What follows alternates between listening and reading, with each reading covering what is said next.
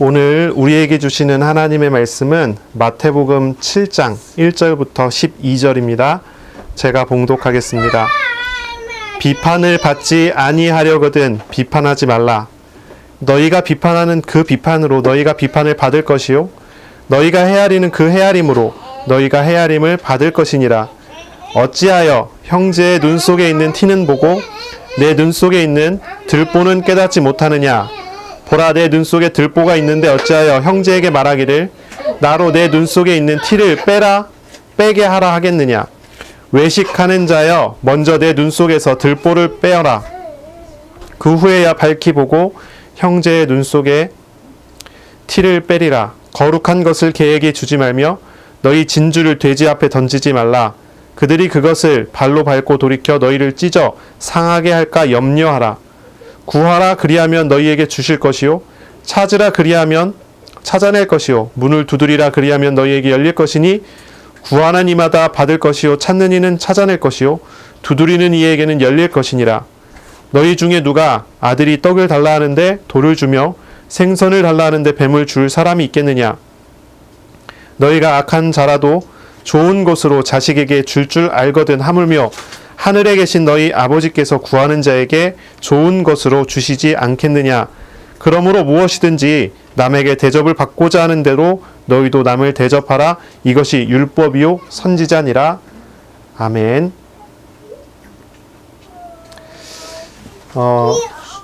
우리가 오늘 말씀을 우리 함께 나누겠습니다. 오늘은 이제 마태복음 7장 1절로 12절까지 말씀이고요. 하나님 나라의 제자의 대인관계라는 제목으로 우리가 함께 말씀을 나누겠습니다.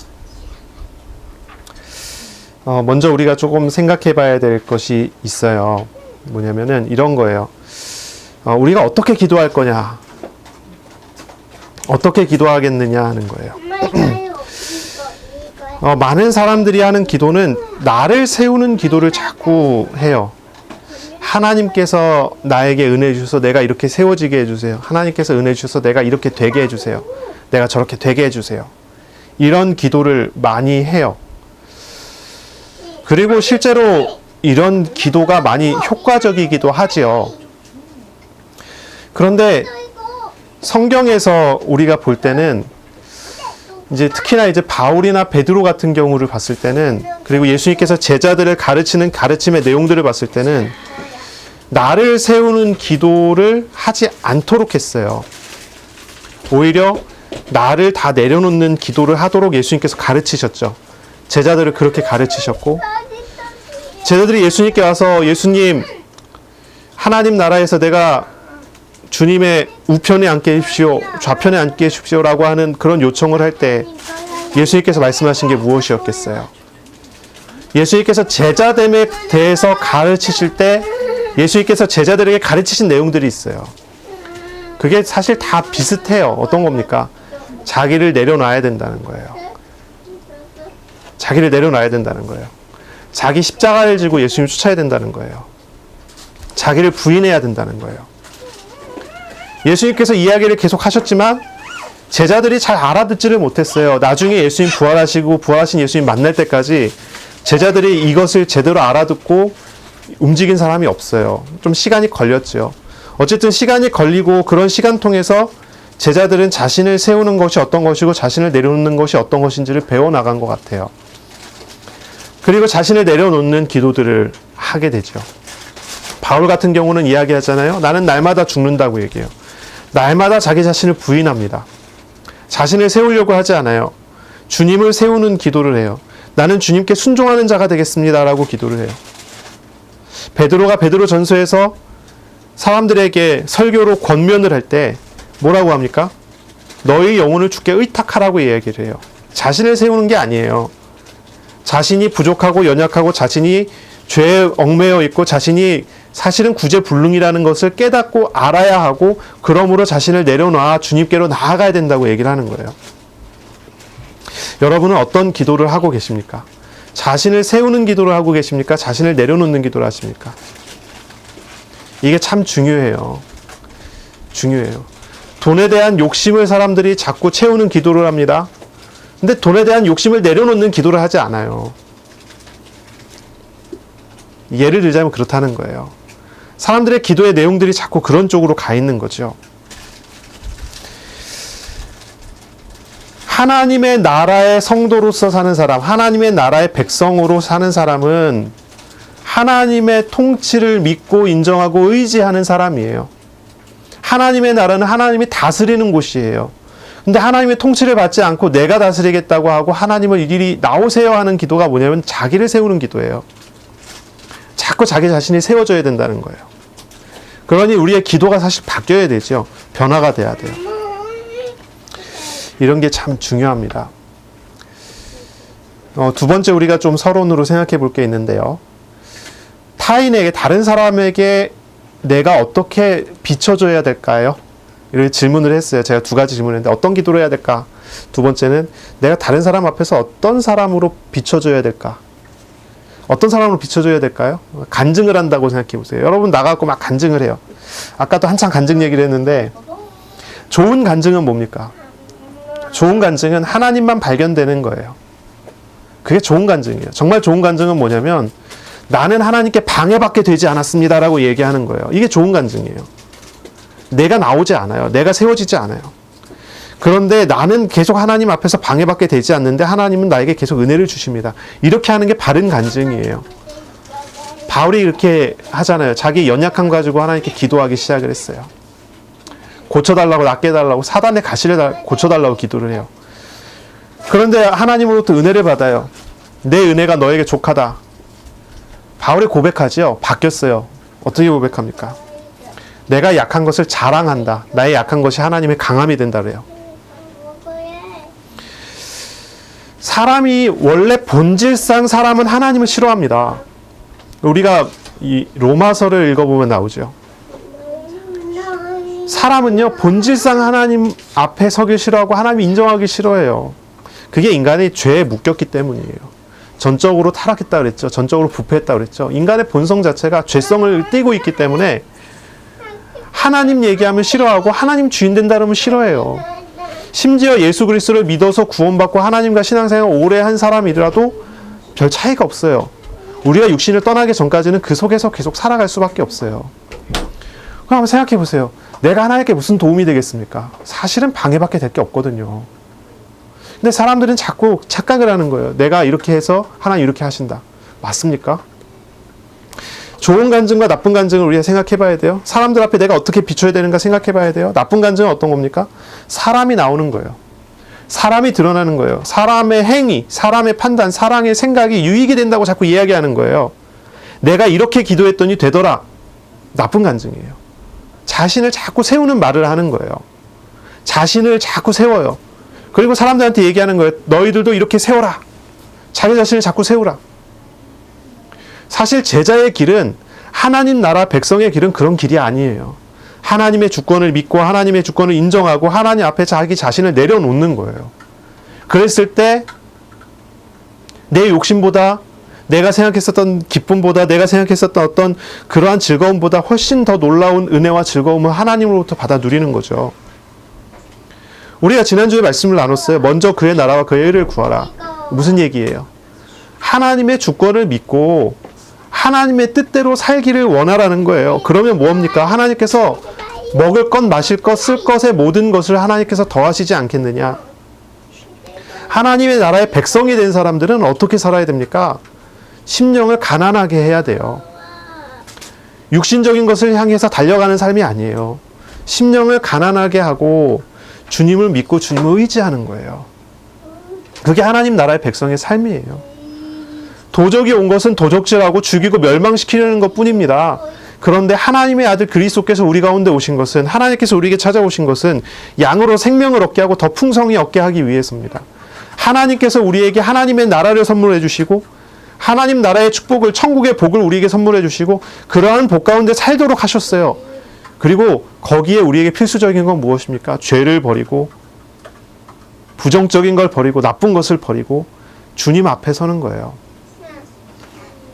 그러니 우리 주님께서 우리에게 그걸 이야기하고 나타내는 거예요. 그러니 우리가 어떻게 기도하겠습니까? 나를 세우는 기도를 해야 되겠습니까? 나를 내려놓는 기도를 해야 되겠습니까? 사람들 앞에 내가 어떻게 보여야 되겠습니까? 아, 저 사람은 저렇게 믿는 사람이야 라고 보여야 되겠습니까? 아니면 저 사람은 원래 저런 사람이고 나랑 다르지 않는데 하나님은 대단하신 분이구나 라고 보여야 되겠습니까? 제가 전도를 해보니까요, 저를 있는 모습 그대로 본 사람은 예수님을 잘 믿더라고요. 근데 저의 꾸며진 모습을 보던 사람은요, 예수를 잘 못 믿더라고요. 제가 영접을 시키고 양육까지 해도 마찬가지예요. 저하고 그냥 계속 같이 생활했던 사람들, 학교에서 뭐 짝꿍이었고 같이 생활했던 친구들은 제가 고등학교 2학년에서 고등학교 3학년 넘어갈 때 처음에 한 반에 이제 50 몇 명 정도, 53명, 54명 정도 있었는데 2학년 1학기 처음 시작될 때 그 중에서 믿는 사람이 한 10명쯤 됐거든요. 근데 이제 3학년 올라갈 때 되니까 예수 믿는 사람이 절반을 넘더라고요. 한 30명 가까이, 28명, 29명 그 정도 되더라고요. 그러니까 전도가 참 많이 됐죠. 근데 그때 친구들을 생각해 보면은 저를 긍정적으로 보는 친구들이 많지는 않았어요. 왜냐면 그때 제가 성격이 별로 모나갔고, 쟤는 좀 성격적으로 저런 부분은 좀 나쁘다라고 그렇게 느껴지는 친구들이 있었던 것 같아요. 그런데 그 친구들이 예수를 잘 믿더란 말이에요. 제가 가만히 생각해 봤어요. 왜 그랬을까? 나는 저랬는데. 왜 그랬을까? 가만히 생각해 보니까 그래요. 그 친구들이 저를 보면서 저의 모습을 보고, 이 모델적인 이런 게 아니라 저를 보면서, 진짜 하나님이 살아 계시구나를 본 것 같아요. 전도가 참 쉽더라고요. 되어지더라고요. 근데 제가 밖에 나가서 전도하려고 이제 돌아다니고 이제 막 하잖아요. 막 전도하러 돌아다니고 하는데, 저는 이제 어느 순간부터 굉장히 경건한 자의 모습을 갖추기 시작했단 말이에요. 어느 순간부터. 뭔가 말을 해도 좀 뭐랄까 믿는 사람답게 말을 하고, 뭔가 이렇게 경건한 모습. 밖에 지나다니는데 누가 저를 붙잡고 이야기를 해도, 당신 교회 다니는 사람이죠, 이렇게 얘기할 정도의 어떤 그런 뭐라고 그랬죠? 교회 다니는 학생의 모습을, 뭐 일명 교회 오빠라고 해야 되나요? 그런 모습을 딱 가지고 있었단 말이에요. 그 전도를 하면은 예수님 영접하긴 하는데 양육하러 가면 양육이 잘 안 돼요. 지금 생각해 보니까 그런 부분들이 좀 있었던 것 같아요. 타인들이 여러분 볼 때 어떻게 보는 게 옳습니까? 저 사람은 교회 다니는 사람이고, 저 사람 남편은 목사고, 저 사람은 사모야, 저 사람 그러니까 우리하고 다르구나, 이렇게 보여야 되겠습니까? 사람들은 그렇게 보이길 원한단 말이에요. 그런데 그런 모습이 과연 하나님께서 좋아할 만한 모습일까요?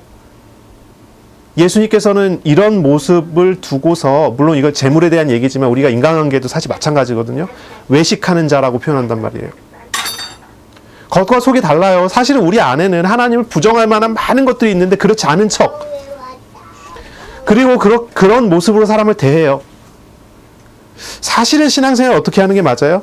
내가 연약한 사람인 거 알고, 내가 부족한 사람인 거 알고, 내가 연약한 사람, 내가 죄인이라는 사실을 인정하는 사람이, 그런 사람이 진짜 하나님 나라를 살아가는 사람이에요. 자기 자신이 심령이 가난함을 아는 사람. 근데 그렇지 않은 척하는 사람들은 사실 이게 신앙생활이 제대로 잘 된다고 얘기하기 참 어려운 부분이 많아요. 이걸 우리가 잘 생각을 해봐야 돼요. 나 자신을 어떻게 세우는 기도를 하고 내려놓는 기도를 하는가? 그리고 사람들 앞에서 내가 어떻게 비춰지는가? 저 사람은 정말 별거 아니야 라고 비춰줘야 되는가? 아니면 저 사람은 정말 예수 믿는 사람이니까 저래야 되는구나 하고 비춰줘야 되는가? 생각을 해봐야 돼요. 일부러 우리가 뭔가 이렇게 막 나쁜 모습을 보이고 그럴 필요 없죠. 정말로 예수 믿으면 늘 부족하지만 그 속에 하나님이 채우시는 은혜가 있어요. 그런 게 나타나야 되겠죠. 그렇지만 우리가 일부러 외식하는 것처럼, 연기하는 것처럼 그렇게 신앙생활하는 것은 하나님 나라를 살아가는 사람으로 옳지는 않다는 것입니다.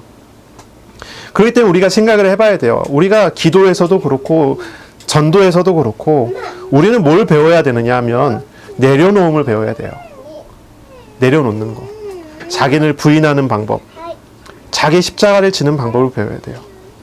내가 죄인이고 죄를 가지고 있고 죄성을 가지고 있는 존재이지만, 내가 늘 어떤 순간순간마다 늘 우상을 찾아가려고 하는 성향을 가지고 있는 사람이지만,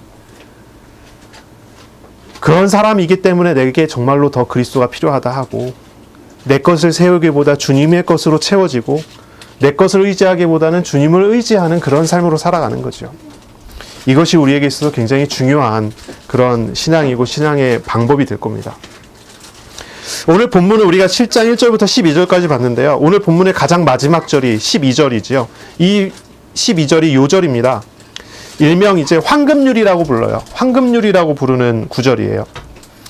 이거는 사실 산상수훈에서 가장 중요한 구절 중에 하나예요. 가장 중요한 구절이에요. 산상수훈에서 예수님께서 율법을 길게 설명을 하셨잖아요. 예수님께서 팔복 이후에 설명하기 시작한 율법, 그리고 지난주까지 기도의 방법까지 설명을 했는데 그 긴 구절 전체를 다 요약하는 한마디의 요약이고 정수예요. 하나님의 나라의 백성으로서 하나님을 만나고 하나님께 순종하는 사람으로서 이웃을 사랑하는 방법이 이 구절이고, 이웃을 대하는 방법이 이 구절이에요. 이 황금률이라는 거. 한번 읽어보면 이렇습니다. 그러므로 무엇이든지 남에게 대접을 받고자 하는 대로 너희도 남을 대접하라. 이것이 율법이요 선지자니라. 대접받고 싶으면요, 대접을 하라는 겁니다. 이것이 예수님의 산상수훈의 요약이에요. 그리고 이것이 율법의 요약이에요. 이것이 선지자의 말들의 요약이에요. 이걸 우리가 조금 이 7장 1절부터 나누면서 이 구절에 대해서 좀 이야기를 하고자 합니다. 1절을 보시기 바랍니다. 비판을 받지 아니하려거든 비판하지 말라 그랬어요. 비판하지 말라고 합니다. 비판받지 않으려면 비판하지 말래요. 비판하는 그 비판으로 너희가 비판을 받을 것이고, 너희가 헤아리는 그 헤아림으로 너희가 헤아림을 당할 것이다 라고 말씀하세요. 이건 뭐예요? 비판하지 말라는 거예요. 자기 자신을 돌아봐야 된다는 거고, 자신을 돌아보면서 타인을 도울 줄 알아야 된다고 하는 거예요. 비판한다는 말은 이제 헬라어 동사로 크리노라는 동사인데요. 재판한다, 정죄한다는 말이에요. 정죄한다, 재판한다. 이제 조금 다시 설명하면 이렇습니다. 하나님 나라의 제자는 다른 사람을 비판, 정죄하지 말아야 된다라는 거예요. 하나님 나라의 제자는 다른 사람의 죄를 묻지 말라는 거예요. 정죄하지 말라는 거예요. 이거는 단순한 대인관계의 규칙을 설명하는 게 아닙니다. 대인관계의 규칙이기도 하지만 훨씬 더 넓은 거죠. 그걸 모두 다 포함하는 거예요. 종말론적인 하나님 앞에서 정죄, 하나님의 재판장 앞에서 정죄라고 하는 죄를 물으시는 하나님의 심판이 있게 될 거예요. 그것을 염두에 두는 거예요. 그것을 염두에 두고 얘기하는 거예요. 우리가 사람을 대할 때 우리가 하나님이 아니잖아요. 그런데 우리가 어떻게 정죄합니까? 그런데 이때까지 사람들은 계속 정죄해 왔어요. 유대인들은 계속 정죄해 왔어요. 죄를 묻는 방법은 율법이에요. 율법의 조항들을 갖다가 대서 사람들을 정죄했어요. 죄를 물었어요. 예수님께서는 말씀하시기를 제자들인 너희들은 율법을 가지고 다른 사람들 정죄하지 마라. 비판하지 말라라고 표현이 됐지만 정죄하지 말라라고 읽는 게 우리에게 훨씬 더 도움이 돼요. 그리고 앞에서 이어지는 게 훨씬 더 흐름이 정확하게 이어지죠. 우리가 다른 사람을 대할 때, 우리가 교회에서 형제를 대할 때, 자매를 대할 때, 그리고 불신자를 대할 때 죄를 묻지 마요. 율법의 기준을 가지고 이야기하지 말란 말입니다. 왜 그렇습니까? 그것은 하나님이 하시는 거예요. 하나님의 나라에 하나님께서 하시는 일이지, 하나님 나라의 제자로서 우리가, 하나님 나라의 백성인 우리가 할 만한 자격이 안 돼요. 그런 자격이 없어요. 성경에서는 우리가 하나님의 은혜, 그리스도의 대속의 희생이 없이는 결코 정죄를 피할 수 없는 사람이라고 얘기를 해요. 우리 자신이 그래요. 하나님의 나라의 제자가 됐을지라도 그 사람이 하나님 나라의 제자가 된 것은 전적인 하나님의 은혜로 된 것이지, 그 사람의 노력이나 애씀이나 그 사람의 어떤 공로로 된 게 아니에요. 그러니 죄를 물을 수 있는 자격이 없어요. 자격이 없어요. 전적으로 타락됐고 부패된 존재는 전적인 하나님의 은혜가 아니면 구원을 얻을 수가 없잖아요. 에베소서 2장 8절 9절에 보면 너희는 그 은혜로 인하여 믿음으로 말미암아 구원을 받았으니 이것이 너희에게서 난 것이 아니라 하나님의 선물이라 그랬어요. 행위에서 난 것이 아니니 이는 누구든지 자랑하지 못하게 하려 합니다. 하나님의 은혜로 된 것이고 하나님의 선물로 된 것인데 어떻게 그걸 자랑하겠어요? 우리의 것이 아니란 말이에요. 오직 하나님의 것이고 하나님의 은혜고 하나님의 선물로 된 것이 구원이고 정죄를 피하게 되어지는 것이고 하나님 나라의 백성이 되는 거예요. 그러니 우리는 다른 사람을 정죄할 자격이 없어요. 그러므로 하나님 나라의 백성의 백성이 된 제자들은 성자 하나님을 만나서 천국에 입성하게 된 그런 사람이라면 사람을 어떻게 만나고 어떻게 대해야 합니까? 주님께서 우리를 만나주시고 우리를 대하신 것처럼 해야 돼요. 그게 옳습니다. 주님께서 우리를 어떻게 만나주고 어떻게 대하셨는지 생각해 보세요. 의인이라도 다른 사람을 위해서 대신 죽는 것이 쉽지 않습니다. 희생하는 게 쉽지 않습니다. 근데 그냥 의인입니까? 우리가 아직 원수 되었을 때 하나님께서 우리를 위하여 십자가에 지셨어요. 이것이 우리에게 보이신 하나님의 사랑이에요. 하나님이 우리에게 본을 보이셨어요. 하나님이 우리 죄인인 나를 이렇게 대하셨으니 그리스도로 말미암아 죄에서 구원받은 우리가 다른 사람을 어떻게 대해야 합니까? 만약에 우리가 비판하는 사람이 되고 정죄하는 사람이 된다면 우리는요, 우리가 받은 은혜를 부정하는 사람이 되는 거예요. 상태로 이야기한다면 은혜를 받은 사람이지만 은혜를 전혀 누리지 않는 사람이 돼버리고 마는 거예요. 그 비판과 정죄가 타인을 비판하고 정죄하는 그런 행위를 내가 하고 있는 것이 그 자체가 주님이 나를 향한 은혜를 부정하는 것과 다름이 없는 그런 행위이기 때문에 자기 자신을 정죄하는 것과 다름이 없어요. 이게 중요해요. 신학자 중에 보네포라는 사람은 이런 말을 했어요. 바로 이 구조를 두고서 얘기를 한 거예요. 비판하는 것은 선하다 악하다고 하는 그러한 기준에 의해서 비판하게 된다는 거죠. 그런데 예수님께서는 나를 보고 오직 한 가지로 이야기하신다는 거예요. 악하다. 하나님께서 나를 보고 판단하실 때 하나님의 판단은 선하다 악하다는 기준에서 나를 판단하실 때 그 판단의 기준은 악하다고 말할 수밖에 없다는 거예요. 그렇기 때문에 남을 비판하는 것은 자기 자신의 악을 보는 거하고 똑같대요. 남의 죄를 볼 때 내가 저 죄를 짊어지고 있는 것으로 보지 않는다면 잘못 보고 있다는 거예요. 예수님께서는 우리의 악을 선언하신 분이지만 그 악을 다 짊어지시고 희생하시고 구원하시는 분이라는 거예요. 그러므로 우리는 다른 사람의 악을 볼 때, 다른 사람의 죄를 볼 때, 다른 사람을 정죄할 만한, 비판할 만한 모양이 보일 때 그것을 어떻게 봐야 됩니까? 그것이 나의 죄로 보여야 하고 하나님의 은혜로, 그리스도의 희생하시는 은혜로 나아가야 된다는 거죠. 보네포가 한 얘기인데요. 아주 통찰력 있죠. 그래서 제가 이걸 이제 따갖고 왔어요. 우리가 세상을 볼 때, 사람을 볼 때, 나 자신을 볼 때, 세상에 많은 사람들을 볼 때 무엇을 보느냐가 중요한 거예요. 단순히 이제 말씀에서 비판하지 말라고 했으니까 비판하지 않아야 되겠다. 그게 아니라는 거죠.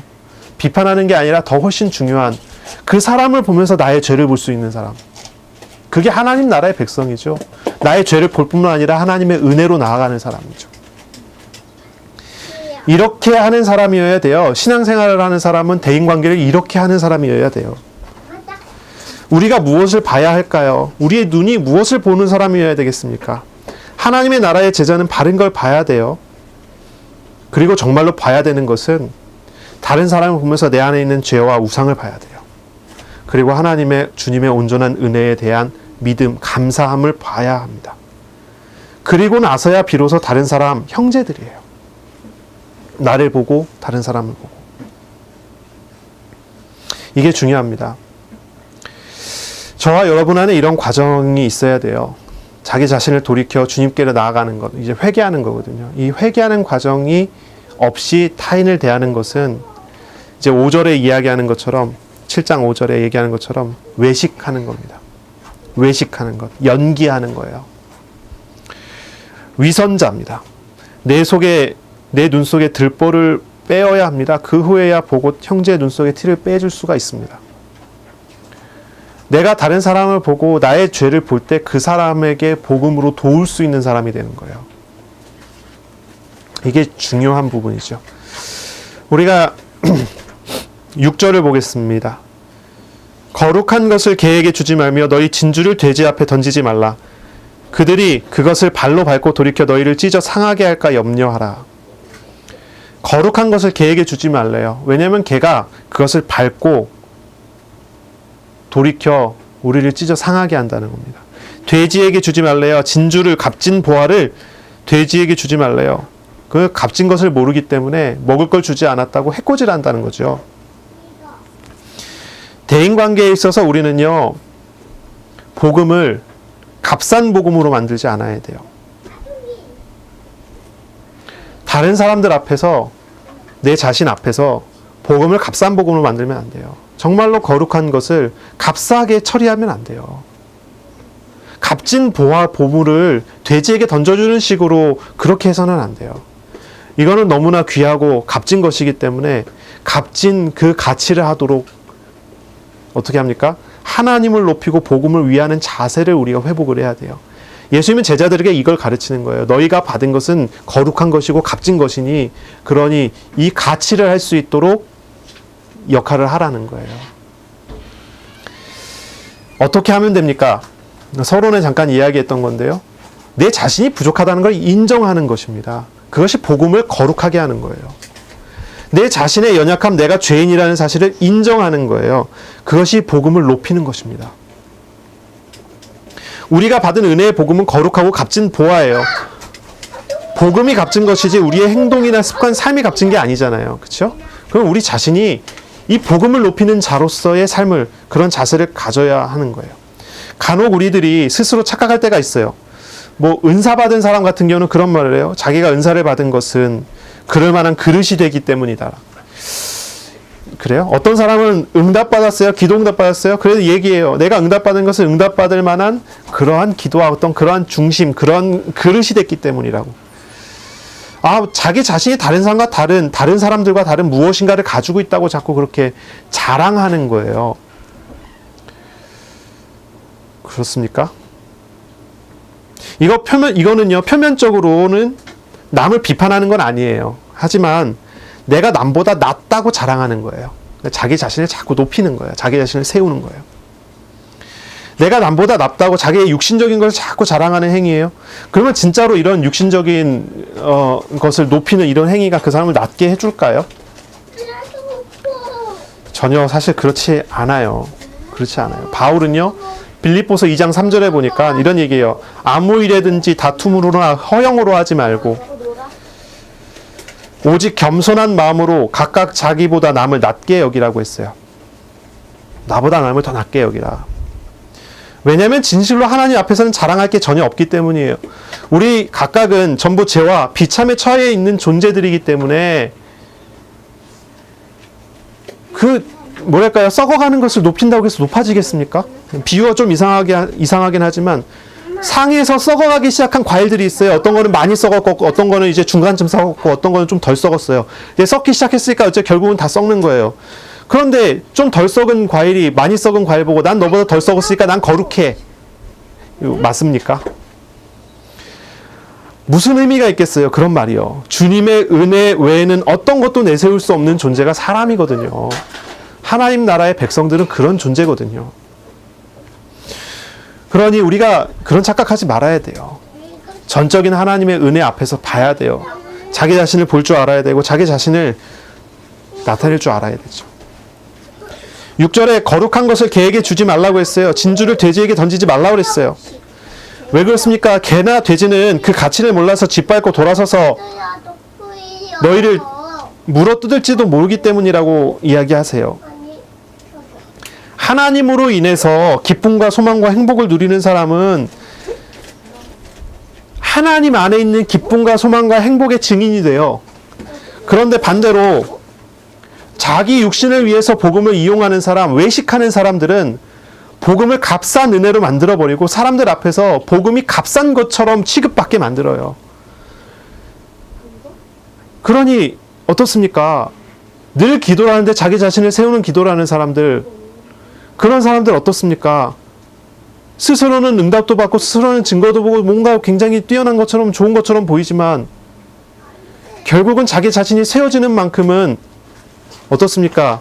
자기 자신을 가리는 거에 불과한 거예요. 자기 안에 썩어져 있는 것을 숨기는 거라니까요. 그것이 영원히 숨길 수 있으면 좋겠지만 어느 날 드러나잖아요. 드러나는 날 정말로 복음이 얼마나 값싼 복음이 돼버리는지 몰라요.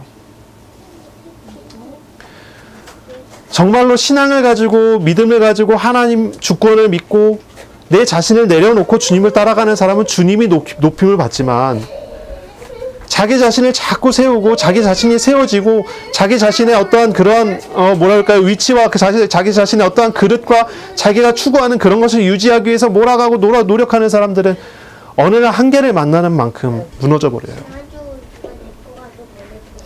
저와 여러분은요, 가장 거룩한 것, 값진 보화이신 주님 그리스도와 그의 복음을 올바로 알아야 하고 높이는 자가 돼야 돼요.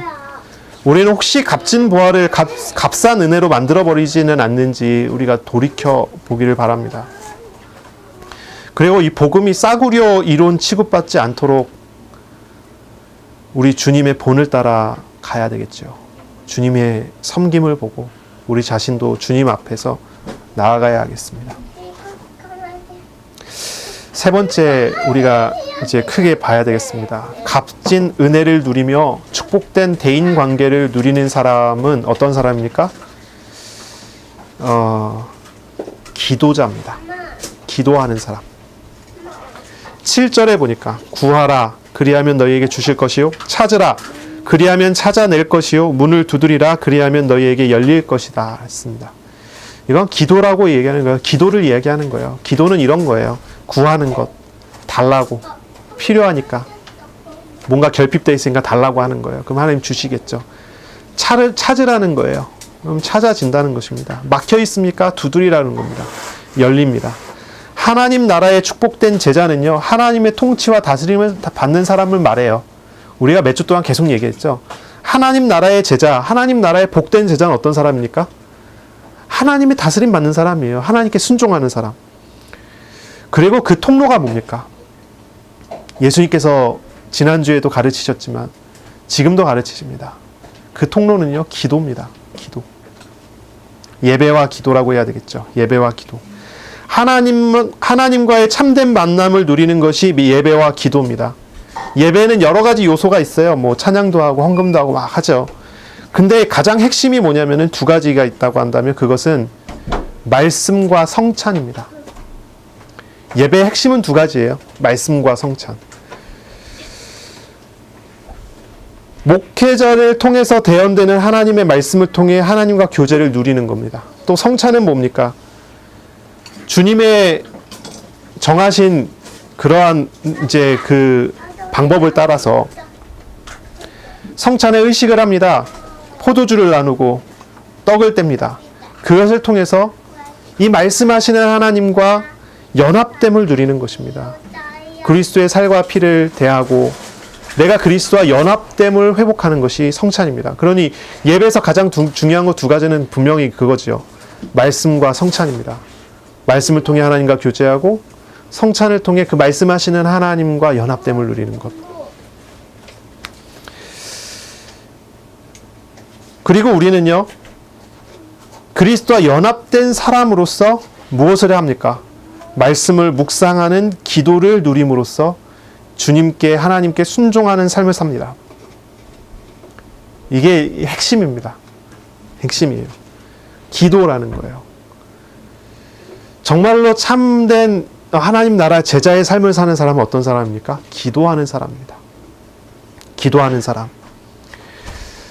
내 자신이 어떤 존재인 줄 알고 주님께로 돌아가 회개하는 그러한 신분이 되고 하나님 나라의 제자라고 하는 그러한 사람이 된 사람은 기도하는 사람으로서 세워져야 합니다.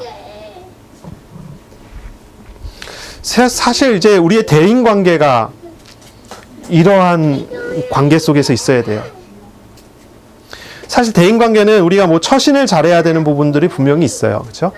처신을 잘하는 사람들이 대인 관계가 참 좋죠. 처신을 잘 못하는 사람 대인 관계가 참 잘 안 돼요. 그러니 뭔가 이렇게 오지랖 넓고 처신을 잘하는 사람들은 사람들의 인기가 있죠. 근데 이제 저나 제 아내처럼 이렇게 뭐라 그럴까요? 오지랖 넓지 않은 사람들은 대인관계에 한계가 있어요. 언제나 이제 보면 그런 것 같아요. 하지만 이런 부분들이 대인관계에서 많이 중요한 부분을 차지합니다. 하지만 본질은 아니에요. 그냥 사람을 대하고 만나고 하는 외식에 가면 쓰고 많이 할 수 있어요. 그러나 그런 참된 대인관계라고 성경에서 얘기하는 축복된 대인관계라고 얘기할 수는 없어요. 그냥 사람 만나는 거지 하나님께서 주시는 복이 그 안에서 꼽히지는 못하잖아요. 참된 대인관계 어떤 겁니까? 하나님 나라의 제자의 대인관계는 어떤 겁니까? 이 핵심은 뭐냐면 우리가 앞에 얘기했던 것 같아요. 자신을 돌아보는 것, 그리고 섬기는 것, 그리고 이 두 가지가 하나님의 통치 속에서 이루어지는 거예요. 이게 핵심이에요. 다시 설명해 줄까요? 이제 자꾸 이렇게 많은 걸 이야기하다 보니까 자꾸 너무 놓치는 것 같은데, 대인관계 어떻게 합니까? 하나님 나라의 제자는요, 대인관계 이렇게 하는 거예요. 다른 사람보다 나를 보는 거예요. 나를 보는 거예요. 내 연약함과 내 부족함과 하나님의 은혜를 먼저 보는 거예요. 그런 사람은 다른 사람을 섬길 수 있어요. 도울 수 있어요. 다른 사람들과 참된 나눔을 가질 수 있고 관계를 맺을 수가 있어요. 그리고 이것이 되는 거는 뭐냐면 하나님의 다스림을 인정하고 믿는 사람이 되는 거예요, 이게. 이 두 가지가 하나님 통치에서 이루어져야 돼요. 그리고 하나님의 통치는 어떻게 누립니까? 딱 한 단어를 기억해야 돼요. 기도라는 거예요. 기도. 이렇게 연결이 돼요. 기도하는 사람, 하나님 앞에서 기도하는 사람은 하나님의 통치와 다스림 속에서 살아가는 그 사람이에요. 기도하는 사람은 하나님의 다스림을 누리는 사람이고, 기도하는 사람은 하나님의 다스림을 누리는 사람이면서 다른 사람을 도울 수 있는 사람이에요. 그러니 기도가 안 되는 사람은 다른 사람을 돕기가 어렵죠. 다른 사람을 정죄하기 쉽고, 다른 사람을 비판하기 쉽고, 다른 사람을 바라보면서 어떤 잣대를 가지고 자꾸 칼질하기 쉬워요. 나누기 쉬워요. 이 사람은 사귀어야 되는 사람, 사귀지 말아야 되는 사람, 좋은 사람, 나쁜 사람 자꾸 분류를 하고, 그게 딱 맞으면 좋겠지만 사실 그렇지도 않다는 거죠. 구하라, 찾으라, 두드리라 그랬습니다. 무엇을 구해야 합니까? 무엇을 찾아야 합니까? 무엇을 두드려야 합니까? 9절에서 11절 보면 구하고 찾고 두드리면 하나님께서 응답하신다고 그래요. 물론 나쁜 것은 주시지 않는데요. 우리가 기도하는 것을 하나님께서 들으시고 응답하실 때는 더 좋은 것으로 주신대요. 악한 자도 자식에게 좋은 것을 주는데 하나님의 자녀인 우리는 그보다 더 좋은 것을 받을 거래요. 기도 응답에 대한 많은 이론들이 있는데, 이제 많은 설교가들 그리고 많은 신학자들이 이걸 정리를 잘 해놨어요. 우리가 잘 알죠? 기도 응답에는 세 가지가 있다고 그래요. 첫째는 기도하면 하나님께서 그대로 응답하시는 거고, 두 번째는 기도하면 하나님께서 그 기도보다 더 좋은 걸 주신다는 거예요. 세 번째는 하나님께서 기도할 때 그냥 침묵하신대요. 무응답. 왜 그럴까요? 무응답은 이유는 위험하기 때문에, 나쁘기 때문에. 하나님은 인격적이신 분이기 때문에 무당에게 찾아가고 돈 주고 점치고 굿하면은 다 이루어지는 그런 게 아니에요. 정성을 드리고 끝까지 들여갖고 그게 정성이 단이 쌓아지면은 응답이 오고 그런 게 아니에요. 하나님이 인격적이신 분이기 때문에 자녀에게 필요한 걸 주시고 위험한 걸 외면하시고, 그리고 필요한 것, 사람들이 구하는 것보다 더 중요한 것, 더 좋은 게 있으면 더 좋은 것도 주시고요. 우리가 기도에 대해서 그렇게 알고 있어요. 우리가 기도하면 100% 다 응답받아요. 무응답도 응답이라고 보니까. 그렇죠? 우리가 기도하는 모든 것을 하나님께서는 다 들으시고 아시기 때문에 응답하시는 것은 분명히 어떠한 모양으로도 응답을 주시게 돼요. 하지만 이 모든 것에서, 이 모든 기도에서 우리가 어떤 것이든 다 기도해도 돼요. 어떤 것이든 다 기도해도 하나님께서 기뻐하시고 즐거워하시고 좋아하실 거예요. 하지만 이 기도에 대해서 우리가 이야기하고 나눌 때 정말 중요한 걸 생각을 해봐야 돼요. 뭐든지 기도해도 다 좋지만 핵심을 알아야 돼요. 핵심, 중심을 알아야 돼요. 기도와 응답에서 가장 중요한 게 뭡니까? 뭐라고 생각합니까? 기도하는 자의 중심입니까? 기도하는 자의 마음입니까? 기도하는 사람의 어떤 노력입니까? 기도하는 사람의 헌신입니까? 아니면 기도하는 사람의 헌금입니까? 바로 얼마 되지 않았어요. 며칠 안 됐는데 어떤 분이 저하고 얘기를 하는데 그런 얘기를 딱 하는데, 진짜 하나님께 응답받기 원하면 헌금을 하라고 하더라고요. 그런 얘기 어디서 들어보시지 않았습니까? 그런 얘기를 딱 해요. 제가요, 정말 마음이 안 좋더라고요. 헌금을 하면 응답을 주십니까? 하나님의 응답의 기준이 헌금입니까? 하나님 거지가 아니거든요. 하나님이 돈이 없어서 사람들한테 돈 달라고 하겠습니까? 아니, 돈이 아니면 정성입니까? 사람이 하나님께 드리는 정성이 얼마나 가치가 있길래 하나님께 정성을 드리면 응답받는다고 얘기합니까? 그 맞습니까? 안 그래요. 기도의 응답, 기도하고 응답받는 것의 가장 중요한 기준은 무엇입니까? 우리 인격적이신 하나님의 생각이요. 하나님의 마음이요. 하나님의 뜻이에요. 그리고 하나님의 인격과 하나님의 마음과 하나님의 생각과 하나님의 뜻이 다 담겨져 있는 하나님의 말씀이요. 어떤 사람은 무조건 기도 오랫도록 지속적으로 매달리고 기도하면 응답 받는다고 그래요. 그러니 어떤 기도든 간절히 끈질기게 기도하라고 가르친대요. 물론 그렇게 기도하더라도요, 하나님께서 응답을 주세요. 어떤 모양이든지 자녀를 사랑하시는 주님께서 낙심하지 않도록, 무너지지 않도록 도우실 거예요. 뭐 바꿔서 응답하시든지 무응답으로 하시든지 어떻게든지 하나님께서는 자녀에게 하나님 원하시는 모양대로 응답하시겠죠. 하지만 우리가 잘 봐야 돼요. 무분별하게 그렇게 많은 다른 것을 가지고 기도하는 게 아닙니다. 우리는 하나님과 교제할 필요가 있고요. 교제해야 돼요. 기도하는 태도와 자세를 바꿔야 돼요. 분명히 해야 돼요. 우리의 기도는 어떤 기도입니까? 한번 질문을 해보세요. 하나님을 구합니까? 하나님의 축복을 구합니까? 어떤 사람은요, 하나님께 축복 달라고 기도하면서 하나님을 외면해요. 하나님의 축복만 중요하지 하나님이 중요하지 않아요. 사실 우리가 하나님을 구하고 하나님과 동행하면 모든 축복이 하나님 안에서 내가 누려지게 되는데 정반대로 하는 거예요. 축복 달라고 늘 기도하고 하나님은 생각하지 않아요. 하나님을 떠나요. 그러니 응답받으면 하나님께 더 이상 기도할 필요가 없다는 거예요. 광야에서 이스라엘 사람들이 왜 그렇게 원망을 했을까요? 광야에서 이스라엘 사람들이 원망한 이유가 뭡니까? 날마다 응답을 받는데 왜 이 사람들이 원망을 합니까? 불안한 겁니다. 이 사람들이 구한 거는 만나지 하나님이 아니거든요. 만나를 받으면 기쁜데 하나님은 필요 없어요. 근데 하루치밖에 안 주시니까 그 다음날 또 하나님을 구해야 돼요. 하나님 구하기가 싫은 거예요. 만나만 받아 누리고 싶은 거예요. 그러니 불평불만에 사고치고 우상 만들어내놓고 막 이런 일들이 벌어지는 거예요. 그 광야 안에서. 그런데 그 안에 있는 모세 같은 사람은 어때요? 갈렙이나 여호수아 같은 사람은 어떻습니까? 광야에서 새로 태어난 사람들, 하나님을 알아가기 시작한 사람도 어떻습니까? 만나를 먹지만 이 사람들은 만나를 먹은 게 아니에요. 생명의 양식을 먹어요. 하나님을 구하니 하나님과 동행하니 만나가 따라왔단 말이죠. 이게 달라요. 많은 사람들 많은 기도를 해요. 기도에 따라 하나님께서 응답을 주세요. 원망하는 사람에게도 하나님은 만나를 주셨고 하나님은 구하고 감사하는 사람도 만나를 먹었어요. 많은 사람들이 먹는데 그 사람의 삶은 하나님 나라를 누리는 삶이 되기도 하고 근데 하나님 나라가 아니라 지옥을 사는 삶이 되기도 합니다. 다르다 이거죠. 우리가 어떻게 기도하는 자가 되겠는가? 하나님 나라의 제자는 어떻게 기도하는 사람입니까? 어떻게 기도합니까? 하나님을 구하는 사람이에요. 하나님과 인격적인 만남을 구하는 사람이에요. 하나님과 교제하기를 원하는 사람이에요. 어떻게 기도합니까? 하나님의 말씀을 따라 순종하는 기도를 하는 겁니까? 아니면 말씀과 상관없이 그냥 원하는 대로 기도하는 겁니까?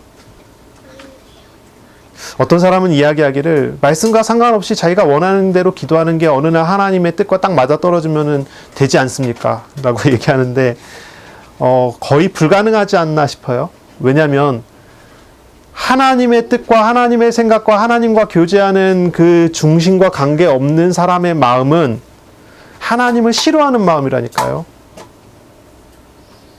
하나님을 부정하는 마음이라니까요. 로마서에 그러죠. 뭐라 그럽니까? 사람들이 자기의 마음에 하나님 두기를 싫어하며 그게 사람의 본성이라니까요. 사도 바울이 예수 그리스도를 믿고 마음에 모시고 하나님과 동행하면서도 뭐라고 얘기합니까? 로마서 7장에 보니까 뭐라고 얘기합니까? 내가 육신으로는 죄의 법을 섬긴다. 아, 그렇게 딱 얘기를 해요. 나는 사망의 몸에 있다. 우리 안에 있는 본질이 뭐냐? 우리 안에 있는 본성이 뭔가를 봐야 돼요. 우리가 말씀을 떠나면 무엇을 따라갑니까? 말씀을 떠나면 육신적인 욕심을 따라가게 돼 있어요. 그러니 우리의 신앙의 선배들은 언제나 그런 얘기를 하는 거예요. 말씀을 가까이 하고 말씀을 묵상하라. 그러는 거예요. 하나님의 말씀 앞에 서야 된다고 얘기를 하는 거예요. 그러니 어떻게 기도합니까? 말씀을 따라 순종하고 말씀을 묵상하는 기도를 하는 사람들입니까? 아니면 말씀과 관계없이 살아가는 사람들입니까? 진짜 축복된 대인관계를 맺고자 한다면, 여러분의 삶에 대인관계에 문제가 있다고 생각을 한다면 여러분 하나님 말씀 앞에 먼저 서시기 바랍니다. 나의 죄와 육신적인 것을 회개하는 기도를 하는 사람입니까? 아니면 이런 것을 다 외면하고 그냥 덮어놓는 사람들입니까? 이게 다르죠. 우리 요절을 우리가 봐야 되겠습니다. 12절을 보겠습니다. 그러므로 무엇이든지 남에게 대접을 받고자 하는 대로 너희도 남을 대접하라. 이것이 율법이요 선지자니라. 이게 황금률이에요. 산상수훈의 지금까지의 말씀의 요약이고 정수입니다. 핵심이에요. 예수님께서는 이것이 율법이고 선지자라고 했어요. 특히 대인관계에 있어서는 하나님 나라의 윤리예요. 이게 하나님 나라의 윤리, 하나님 나라의 제자에게 요구되는 필수적인 사항이에요. 대접받고 싶으면 대접하라는 거예요. 예수님께서 율법을 한번 정리해 주셨어요. 우리가 지난번에 나눴죠. 10계명을 둘로 나눠서 설명해요. 하나님을 사랑하라, 내 이웃을 내 몸과 같이 사랑하라. 두 가지로 나눴어요. 그리고 내 이웃을 내 몸과 같이 사랑하라고 하는 이웃사랑의 실천적인 요약이 이 황금률이에요. 대접받고 싶으면 대접하라고 하는 말이에요. 이것은 아주 주님께서 우리에게 보여주신 희생적인 사랑을 한마디로 표현한 거예요.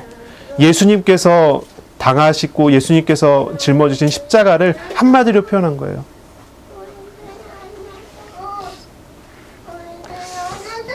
이 말씀과 대비되는 말씀들이 있어요. 많은 종교와 철학을 통해서 논의된 말씀들이 있어요.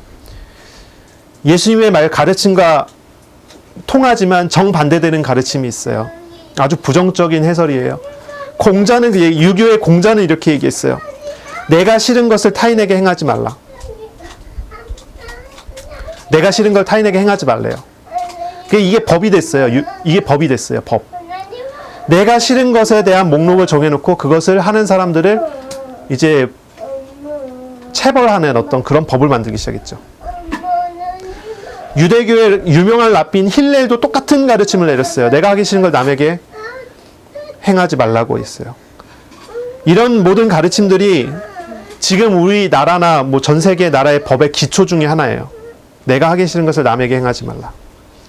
그것으로 죄를 묻는 거예요. 유대교의 율법은 그렇지가 않은데 유대교의 율법주의는 바로 이러한 개념에서 나왔어요. 율법을 통해서 서로 죽이고 정죄하는 일을 해요. 율법주의자들이요. 정죄하는 도구가 돼요. 근데 예수님은 전혀 반대로 하시죠. 예수님의 가르침이 황금률은요, 아주 혁신적이에요.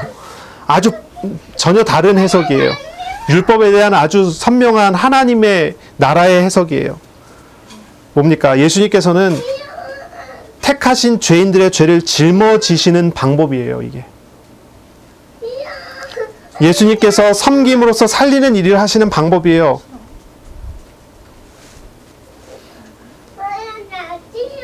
율법주의자들은 율법을 가지고 하지 말아야 되는 목록을 가지고 정죄하는 데 썼어요.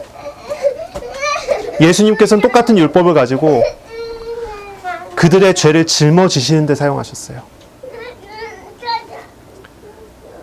그리고 예수님의 이 말씀은 예수님의 그 십자가로서 완전히 이루시는 모양으로 결론을 맺죠.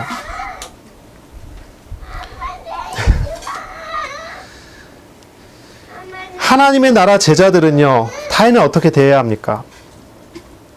저와 여러분은요, 정죄하고 지적하는 자가 아니라 자신을 돌아보고 먼저 대접하는 자, 섬기는 자, 돕는 자가 되어야 합니다. 왜냐하면 우리 주님께서 그렇게 행하셨기 때문이죠. 그리고 이런 사람은 어떤 사람입니까? 정말로 하나님을 믿고 의지하는 사람이죠. 하나님의 사랑을 의지하는 사람입니다. 그러니 이 말씀을 우리가 잘 이해하고 정리해야 합니다. 하나님 나라의 제자는 어떤 대인관계를 해야 합니까? 다시 처음으로 돌아왔어요. 하나님 나라의 제자는 어떤 대인관계를 해야 됩니까? 주님을 알아야 되고, 그 다음으로 우리가 나를 보며 다른 사람을 볼 줄 알아야 돼요.